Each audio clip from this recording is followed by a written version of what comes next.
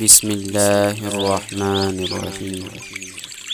شروع اللہ کے نام سے جو نہایت مہربان اور رحم فرمانے والا ہے۔ حضرت علی رضی اللہ تعالی عنہ نے فرمایا، جو شخص تمہارا غصہ برداشت کر لے اور ثابت قدم رہے تو وہ تمہارا سچا دوست ہے۔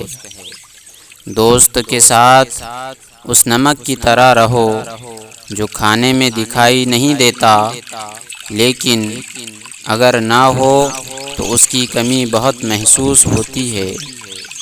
دوست کو دولت کی نگاہ سے مت دیکھو، وفا کرنے والے دوست اکثر غریب ہوتے ہیں۔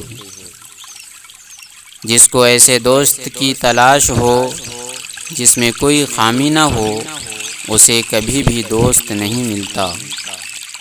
ان لوگوں کو کھونے سے ڈرو جن کے نزدیک دوستی کے رشتے خون کے رشتے سے زیادہ عزیز ہو۔